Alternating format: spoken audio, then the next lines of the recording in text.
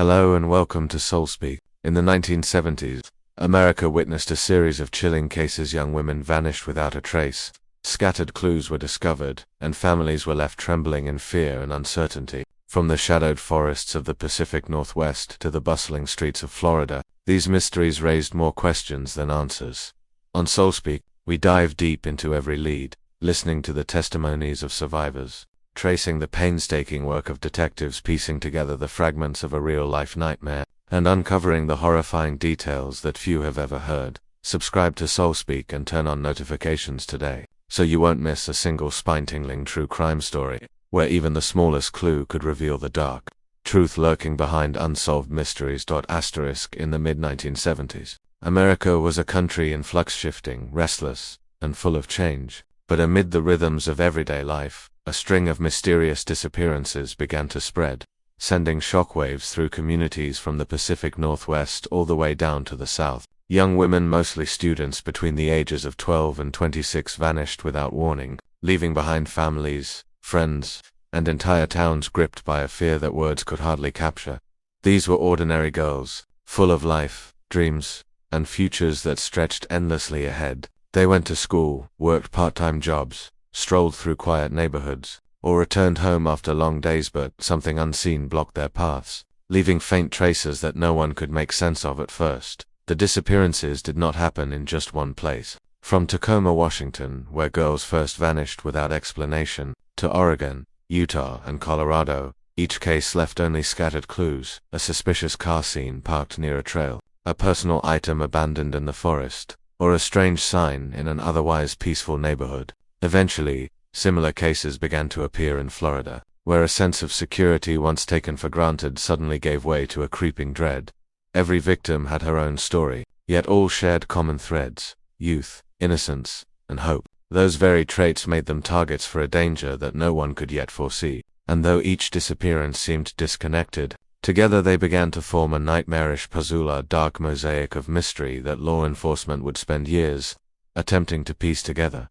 During those years, communities lived under a silent, knowing fear. Detectives wrestled with vague, elusive leads, and slowly, the question began to haunt everyone: what lurked behind the calm streets, the quiet college campuses, and the seemingly ordinary lives of those who vanished. In the mid-1970s, the disappearances were scattered, seemingly without any clear connection. A girl vanished in Tacoma, Washington. Weeks later, a similar case emerged in Oregon, followed by Utah and Colorado. Each incident left only faint traces, sometimes a suspicious car spotted near a remote trail, other times a personal belonging abandoned in the wilderness. But families of the missing were gripped by confusion and despair. They constantly reached out to the authorities, posted search notices, hoping that even the smallest clue might surface. The surrounding communities could not help but shudder with unease. Streets that had once felt safe grew tense as neighbors watched each other warily, silently questioning whether safety still existed.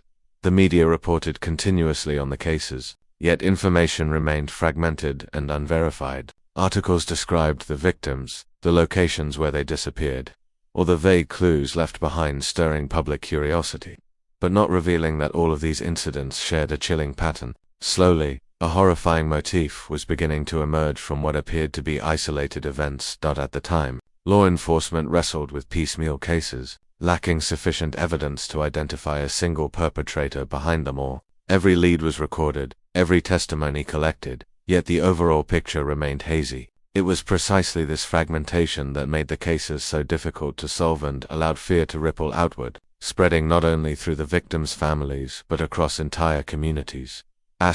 During those years, the disappearances happened suddenly and without warning. Some girls vanished while walking home after school. Their ordinary footsteps, once a symbol of safety, abruptly became the final step in their everyday lives. Others went missing while exercising in parks or on college campuses, places where they had always felt secure and free. In some cases, the girls simply walked down a quiet, isolated road and never returned. Within days or weeks, some of the bodies were discovered in remote forests or abandoned plots of land, far from bustling streets. Their bodies showed clear signs of violence, torn clothing, wounds, and strange details that made investigators realize these were not ordinary accidents. Yet, at that time, the identity of the person behind these brutal acts remained unknown. shrouding the cases in an impenetrable fog of mystery.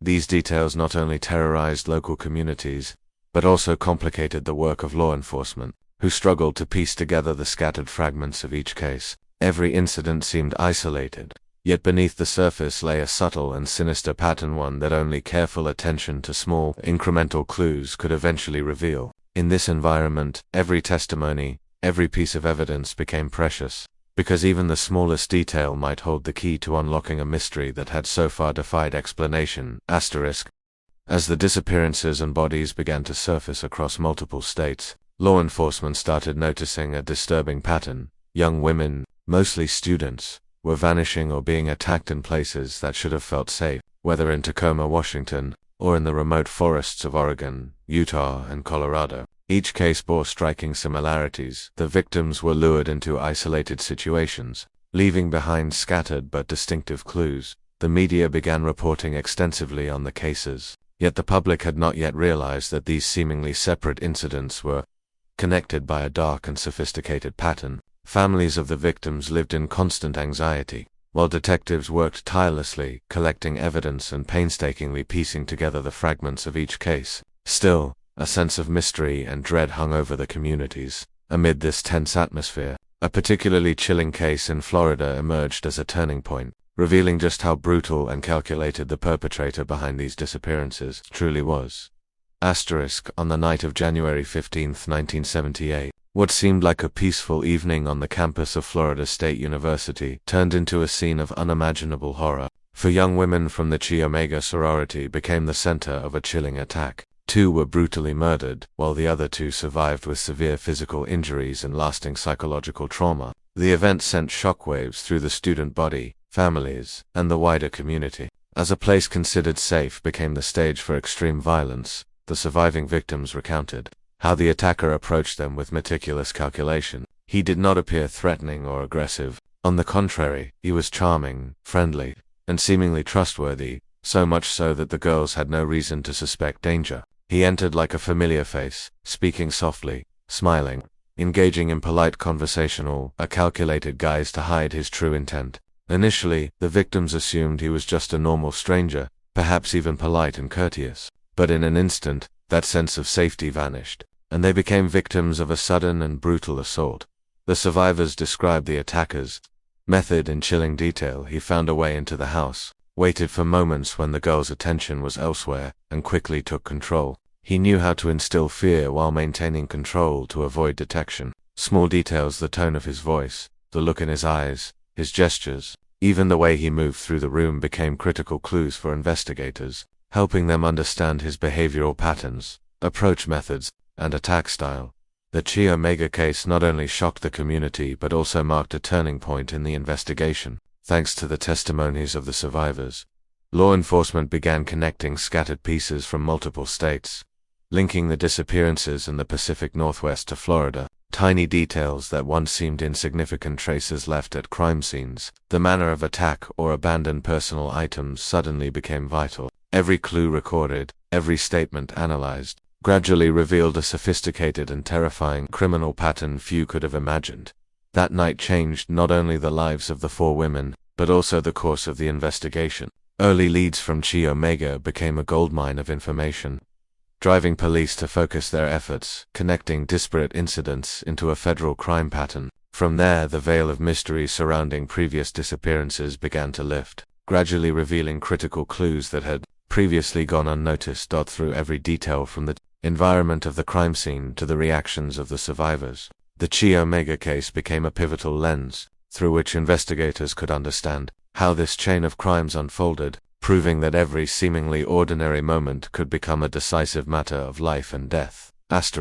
While the Chi Omega case in Florida became a pivotal moment, other cases in the Pacific Northwest and the Mountain States continued to unfold, forming a chilling chain of mysteries that kept both communities and law enforcement on edge. In Washington and Oregon, numerous bodies were discovered in dense forests, remote wilderness areas, or along seldom-traveled roads. The victims shared disturbing similarities: torn clothing, clear signs of strangulation, and injuries indicating similar violent behavior. Some bodies were found just days after the disappearances, while others surfaced weeks later. yet each left a haunting image of vised appearances and eerily consistent signs of violence. Investigators realized these were no coincidences. A uniform pattern of behavior seemed to emerge. However, the identity of the perpetrator remained unknown, leaving a shroud of mystery over the entire region. In Utah and Colorado, the situation was somewhat different. Many young women vanished abruptly, yet their bodies were never recovered. Families reported daughters disappearing while attending school, working part-time, or simply walking through their neighborhoods. At the scenes, authorities discovered personal belongings, wallets, clothing, handbags, and everyday items, but no body. These items became critical clues, helping police reconstruct the victim's final movements, yet they were still insufficient to identify the culprit. Across all these states, the cases shared a chilling common thread. The victims were typically young women, students, or girls living near areas thought to be safe. They disappeared or were attacked suddenly. When bodies were found, they bore distinctive signs of violence. In cases without a body, scattered clues, personal belongings, or traces near the scene hinted at what had occurred. The chain of cases across Washington, Oregon, Utah, and Colorado painted a disturbing mosaic. Some parts were stark and horrifying, with recovered bodies and clear evidence of violence. Others were shadowed, with only disappearances and minimal clues. Communities lived in fear, families were consumed with worry, and law enforcement worked tirelessly analyzing minute details, comparing crime scenes, collecting witness statements and physical evidence to identify any connections that could link these seemingly unrelated incidents. Every detail, from witness testimony and evidence at the scenes to personal items left behind, became invaluable. These small fragments gradually revealed the perpetrator's sophisticated and chilling behavioral patterns. Each clue, each scene, even those separated by hundreds of miles, contributed to a larger picture of horrifying criminal activity, one that only meticulous investigators could begin to understand. The cases in these states also served as a warning. The perpetrator's methods were dangerous and calculated, from selecting victims to approaching them and leaving behind precise clues. These patterns laid the groundwork for subsequent investigations, demonstrating to both the public and law enforcement that even the smallest detail could hold the key to unraveling this terrifying chain of crimes. The victim's personal belongings, torn clothing, shoes, handbags, and wallets were found scattered along roadsides, in forests, on school campuses, or in abandoned lots. Each item revealed not only the time, location, and circumstances of the disappearance, but also how the perpetrator had isolated the victims from safe environments. Some items were discarded hastily, while others appeared far from the original scene, offering investigators clues about the perpetrator's movements. When the suspect was finally apprehended, many of these belongings were recovered from his rented property, providing direct evidence linking the crime scenes and confirming how he had stored and handled the items. Next, authorities discovered bones and a jaw at Taylor Mountain, a remote forested area in Washington. Forensic analysis helped identify the victims, determine the time of death, and reveal signs of violence. These skeletal remains not only confirmed previous disappearances but also connected cases across multiple states, unveiling the perpetrator's behavioral patterns, from victim selection and post-attack handling to methods of movement and evidence storage. One of the key clues was a bite mark on Lisa Levy, a surviving victim of the Chi Omega case. The bite was carefully photographed, measured, and preserved for comparison with other victims. Bite mark analysis helped investigators identify the perpetrator and link cases from Florida to the Pacific Northwest. It also provided insight into the perpetrator's strength, habits, and level of brutality, as well as his distinctive method of attack. In addition to physical items and bite marks, microevidence such as hair, fibers, blood, and fingerprints found at crime scenes or on the victim's belongings was meticulously collected. Hair could indicate the perpetrator's gender or race. Fibers could reveal the source of an object. Fingerprints and blood traces helped confirm the perpetrator's presence at multiple scenes. When analyzed in detail, this microevidence became crucial in reconstructing the perpetrator's movements, attack methods, and how he handled and stored evidence. By combining personal belongings, skeletal remains, bite marks, and microevidence, investigators gradually developed a clear picture of the perpetrator's behavior, from luring and attacking victims to moving them and managing the evidence. Every clue, no matter how small, became vital, paving the way for the next steps in the investigation, from creating a suspect profile to coordinating federal efforts. ultimately leading to the apprehension of the killer. One of the most crucial steps in investigating this series of crimes was listening to the testimonies of those fortunate enough to survive. In the Chi Omega case, 3 young women, Kathy Kleiner, Karen Chandler, and Cheryl Thomas, became the only witnesses able to recount the perpetrator's calculated and methodical tactics.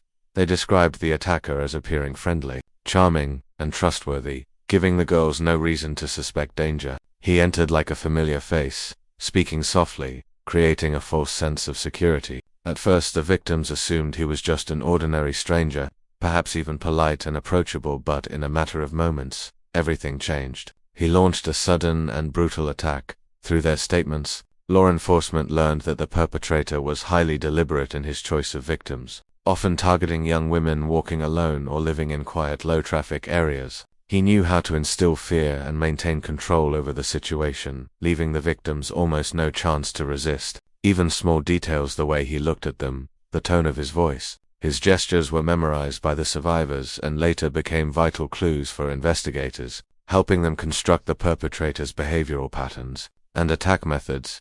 The testimonies also revealed that the perpetrator relied on repeated strategies, from approaching and luring victims to launching sudden attacks, forming a consistent modus operandi. These details allowed investigators to compare the Chi Omega case with other scattered incidents in states such as Washington, Oregon, Utah, and Colorado, ultimately realizing that a single individual was likely responsible for multiple, seemingly unrelated crimes.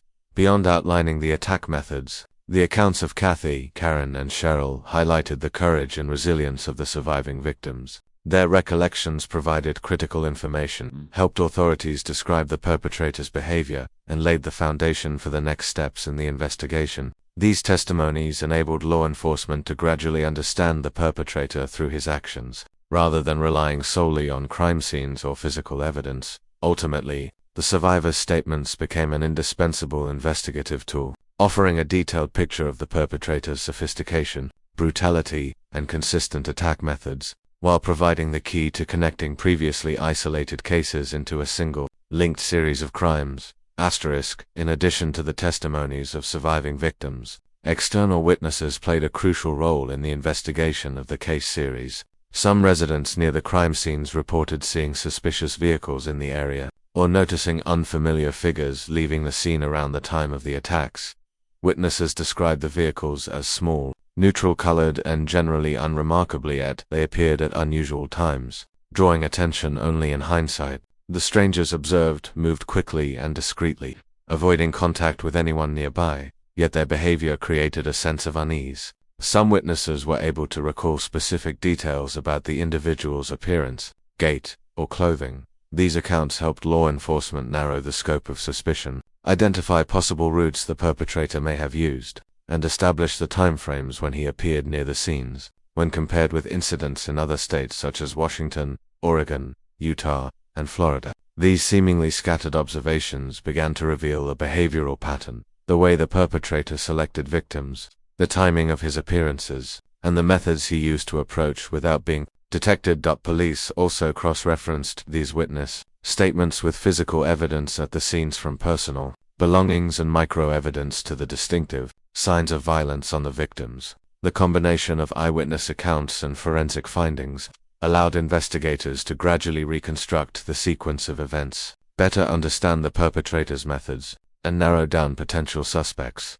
Even though these external witnesses did not directly observe the crimes, their reports proved to be invaluable. They provided key insights into the perpetrator's sophistication, his ability to conceal himself, and his patterns of movement, while also helping law enforcement plan surveillance and follow-up investigations to track and ultimately apprehend him. Based on the detailed accounts of the surviving victims, law enforcement began creating the first composite sketch of the perpetrator, critical step in building the investigation and alerting the public. By carefully recording facial features, hairstyle, gait, voice, expressions, and subtle gestures, forensic artists and investigators worked to construct a close approximation of the man who had attacked the young women.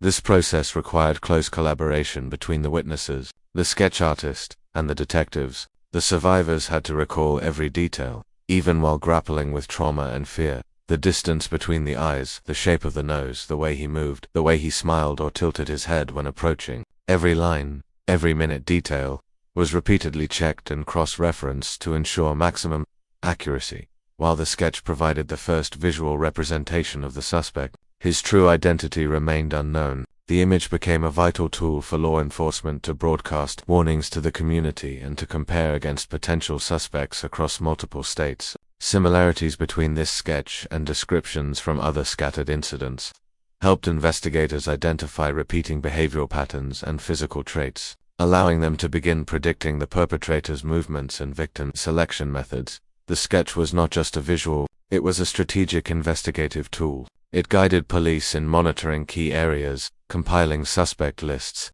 and integrating physical evidence, personal belongings, bite marks, micro-evidence with survivor testimonies to gradually map out the perpetrator's sophisticated behavioral patterns. This step was crucial, because in seemingly isolated cases, having a concrete image of the suspect allowed detectives to compare, eliminate, and target leads more accurately. Beyond aiding investigators, the sketch also had a psychological impact on the community. Residents who saw the potential image of the perpetrator became more vigilant, paying closer attention to strangers and sometimes triggering additional witnesses to recall details they had previously overlooked. Every line of the sketch, drawn from the survivors' accounts, became a critical piece in the investigative puzzle. It demonstrated that even before the perpetrator was identified, meticulous observation and survivor recollections could unlock key truths, bringing authorities incrementally closer to unraveling the terrifying series of crimes. The composite sketch represented the first strategic step,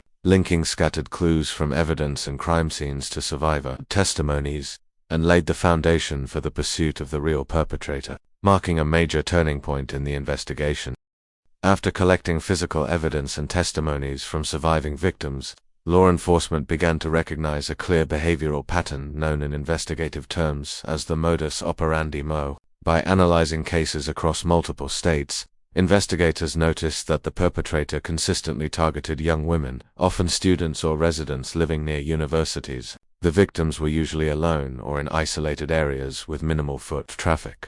Another critical element was the perpetrator's method of luring victims. Survivors described him as outwardly friendly, polite, and approachable, creating a false sense of security. This allowed him to get close to the victims without arousing suspicion, enabling sudden, violent attacks. Investigators noted that this behavior recurred across multiple incidents, regardless of whether the crimes occurred in Washington, Oregon, Utah, Colorado, or Florida. Authorities also observed the perpetrator's sophistication in selecting locations and timing. Attacks typically occurred in the evening or when the victim was alone in low-traffic areas. Even the way he discarded personal belongings, left bite marks, or manipulated micro-evidence showed careful planning to minimize detection. At the same time, these actions created a distinct behavioral signature that investigators could use to link seemingly unrelated cases. Recognizing this MO allowed police not only to understand the perpetrator's methods but also to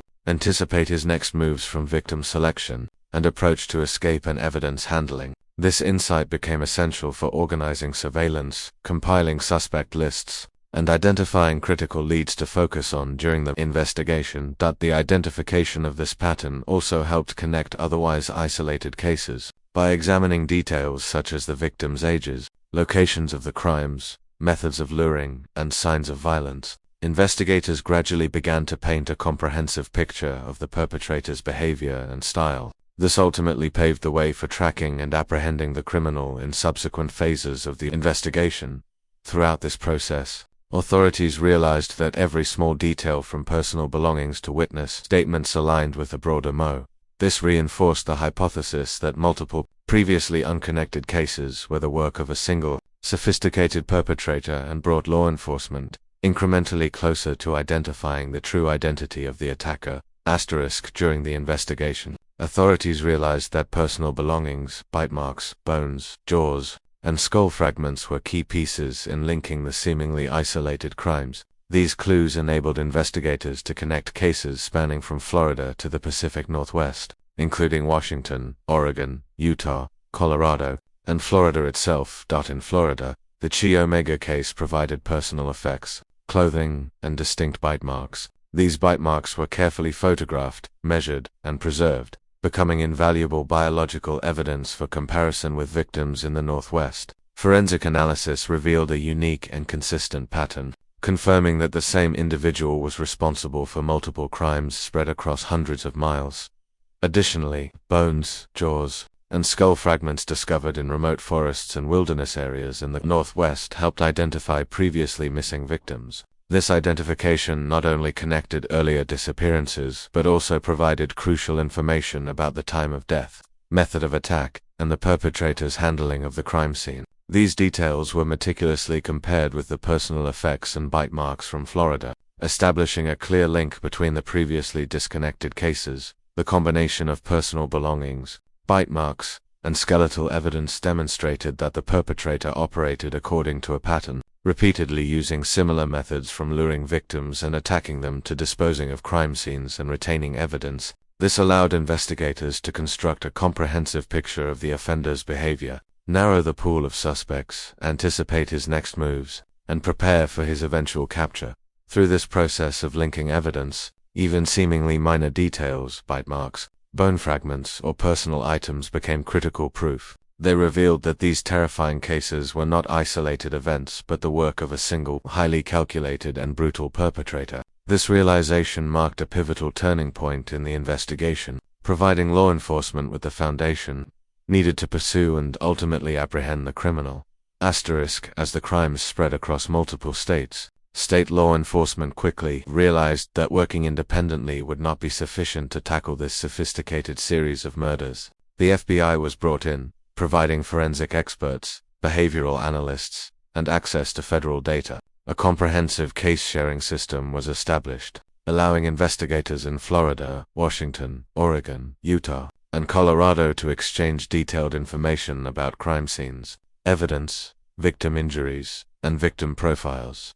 Forensic specialists compared bite marks, bones, jaws, and skull fragments, cross-referencing them with personal belongings, micro-evidence, clothing, and other items left behind by the perpetrator. Every detail was meticulously analyzed to uncover connections between cases that had previously seemed unrelated. Even minor clues on objects or the precise location of bodies were recorded to identify the offender's distinctive behavioral signature. Thanks to this federal coordination, investigators began to recognize that, despite being separated by hundreds of miles, the cases shared a consistent modus operandi.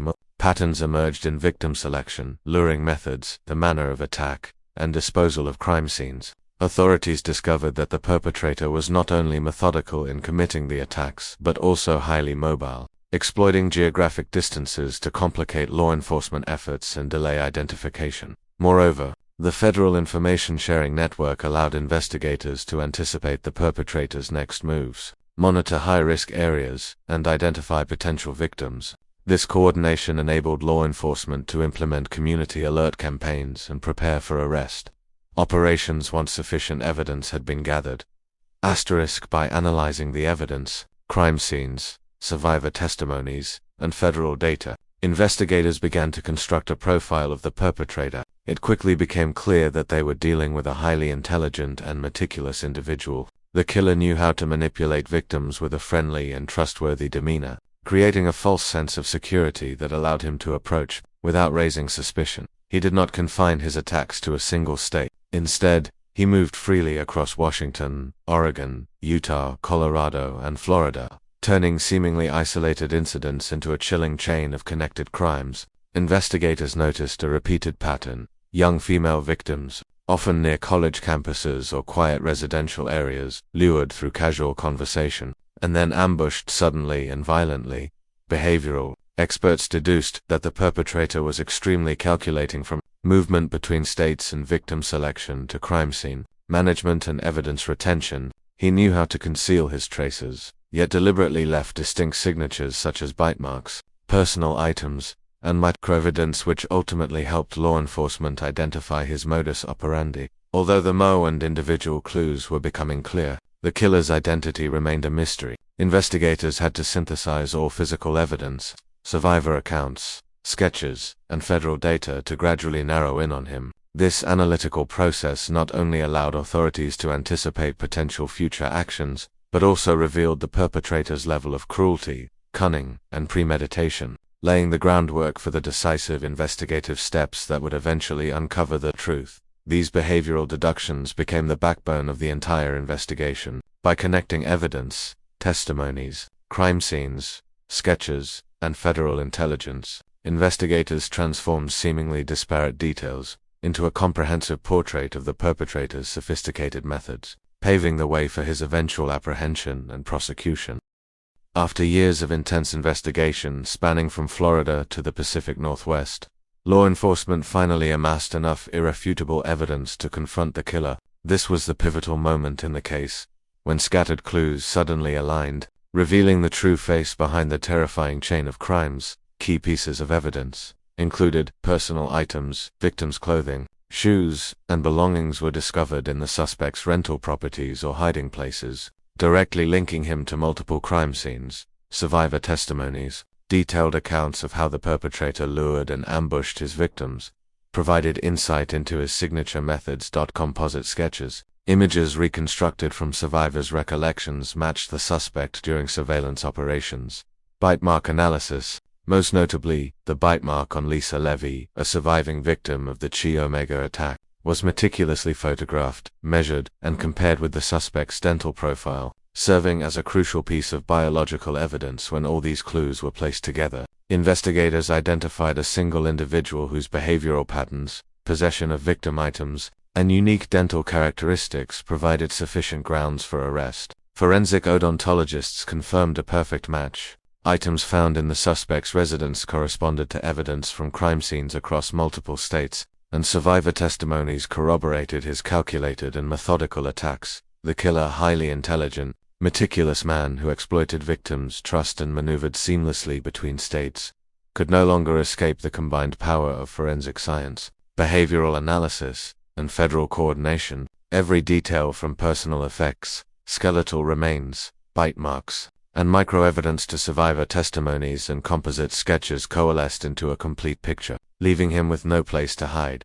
The moment the suspect was identified and prepared for apprehension marked the climax of years of relentless investigation. What had once been scattered incidents now formed a cohesive body of evidence, laying the groundwork for prosecution and bringing closure to the grim chapter of this horrifying crime spree. Finally, the killer was revealed to the public and investigators alike. To the outside world, he appeared ordinary, charming, and unremarkably, yet behind this facade lay the perpetrator responsible for a string of chilling murders stretching from Florida to the Northwest. For law enforcement, however, everything was in place. Bite mark matches, recovered items, skeletal remains, and survivor accounts all aligned perfectly, leaving no room for doubt or denial. There was no escape, no justification. Every detail fit the perpetrator's calculated methods and signature attacks. Investigators knew they now possessed an unassailable legal foundation to proceed with prosecution. Clues that once seemed isolated had transformed into undeniable proof, strong enough to convict this man of a series of calculated, brutal murders. The revelation of the killer represented the apex of a painstaking investigation. Every effort to collect evidence, analyze behavior, and coordinate across federal lines had finally borne fruit. The once elusive, cunning criminal now faced an unwavering justice, and victims and communities could finally witness the law take its course. Through meticulous evidence and analysis, a previously clever, evasive criminal was rendered powerless, bringing closure to a harrowing chain of murders with precision, truth, and justice. In 1978, law enforcement apprehended the killer in Pensacola, Florida, marking a crucial turning point in a multi-year investigation. The man appeared calm, composed, and seemingly ordinary, charming in a way that belied the horrifying crimes he had committed across states from Florida to the Pacific Northwest. Yet for the investigators, everything was meticulously prepared. Every clue, piece of evidence, and behavioral analysis was ready to confirm his culpability.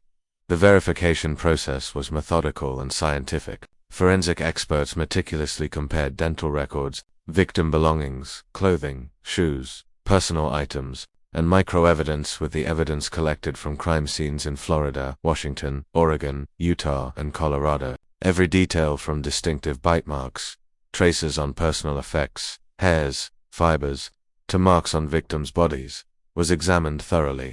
The results demonstrated a perfect match, confirming that all previously scattered cases were perpetrated by the same individual. This irrefutable evidence solidified the legal case, leaving no room for denial. Immediately following his arrest, the suspect began partially confessing to the series of crimes. He provided details about his victims, methods of approach and manipulation, attack patterns, and the locations he had chosen for the crimes. These confessions allowed investigators to confirm, supplement, and complete the legal case, while also offering insight into the killer's calculated, brutal, and highly organized methods. It became clear that he was not only a savage murderer but also an intelligent planner, exploiting victims' complacency and leveraging geographic distance across states to execute his crimes without detection. The moment of arrest and verification was more than just a victory for justice. It was a testament to the power of forensic science, behavioral analysis, and federal collaboration.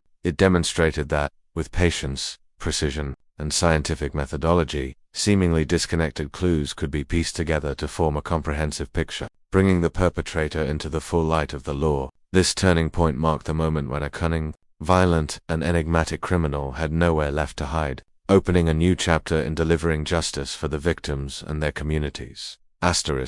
The case concluded successfully thanks to a perfect combination of investigative elements, detailed testimonies from surviving victims, accounts from external witnesses, physical evidence collected at crime scenes, precisely analyzed bite marks, and close federal collaboration between the FBI and state law enforcement. Every seemingly minor detail from a single hair, a tiny fiber, to the placement of a crime scene or microscopic traces proved decisive, linking previously disconnected cases into a clear, traceable chain of events. This case also leaves a crucial message for the community, recognizing criminal behavioral patterns, understanding the subtle methods of sophisticated offenders, and remaining vigilant around strangers, especially in environments that seem safe, like university campuses or quiet residential areas. Vigilance, combined with scientific investigation and federal cooperation, is key to preventing and solving complex, calculated crimes. Through this story, it becomes clear that justice, though sometimes delayed, is never completely denied.